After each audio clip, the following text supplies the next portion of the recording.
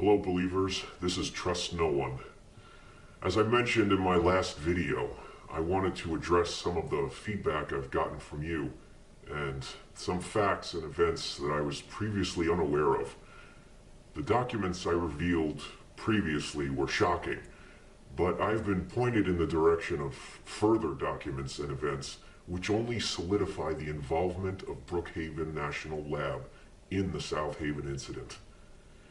YouTuber RoswellCrashSurvivor was one of the first of you to reach out.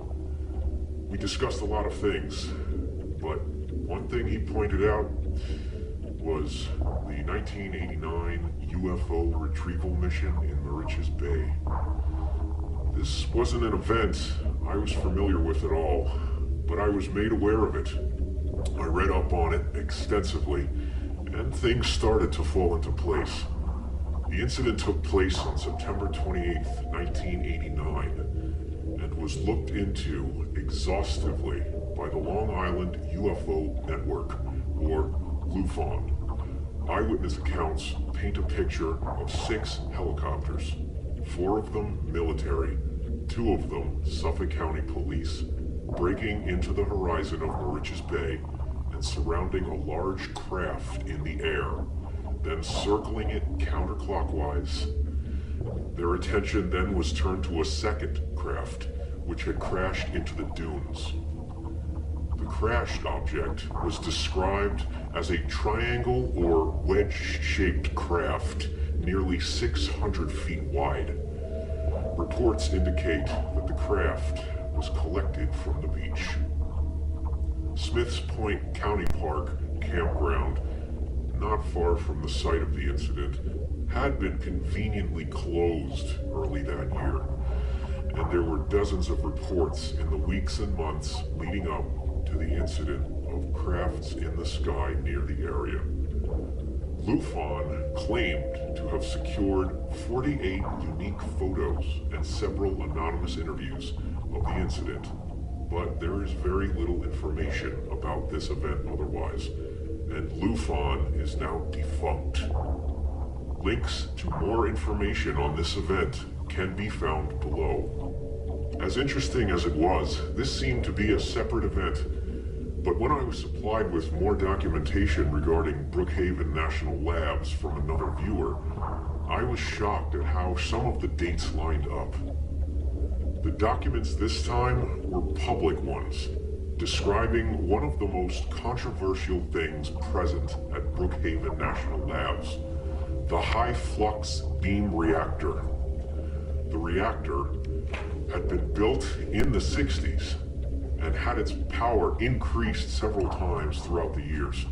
According to the documentation, the reactor was used to perform groundbreaking research in several different areas, most notably material science, nuclear physics, and condensed matter physics.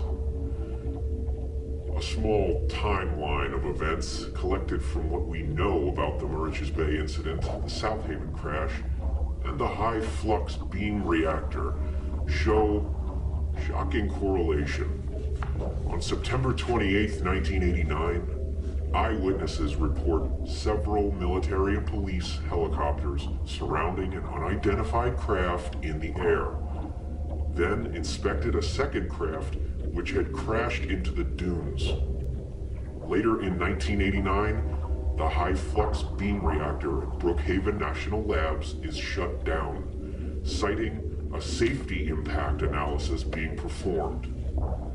Then, sometime in 1991, the High Flux Beam Reactor is restarted.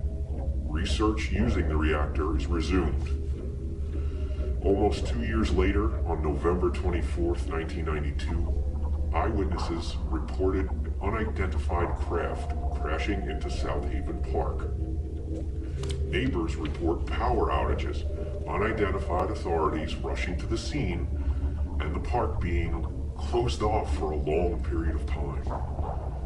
Then, on June 12, 1996, John Ford of the Long Island UFO Network is arrested for conspiracy to commit murder of several local politicians who have ties to Brookhaven National Laboratory.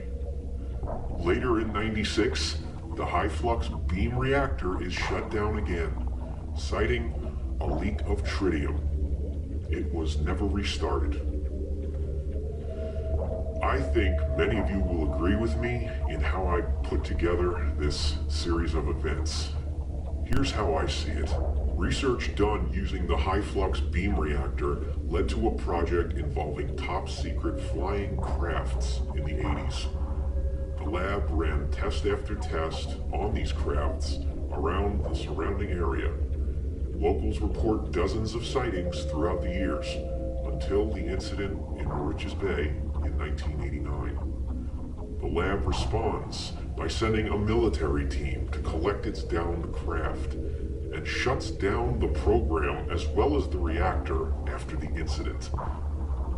After a few years, the situation cools off, and they begin research and development of a new craft. On another test run a year later in 1992, the craft crashes into Southaven Park. The incident is well witnessed this time, and the lab is ready to cover up the incident with its own team. They brazenly continue to perform research and testing on this technology used for these crafts until John Ford is arrested in '96. His claims about UFO activity involving Brookhaven National Labs caused them to shut down the reactor to maintain a low profile, this time for good. It's been more than 20 years since the reactor was shut down, but it seems unlikely that this type of research has stopped for good. And I want to make sure we find out. What do you think, believers? Leave some comments, send your messages, make sure you subscribe and let me know what you think. Be sure to check out RoswellCrashSurvivor's channel as well. There's a link below. There's also a few links to some public information discussed in this video, including the High Flux Beam Reactor, and of course, my Facebook page. Stay tuned, believers.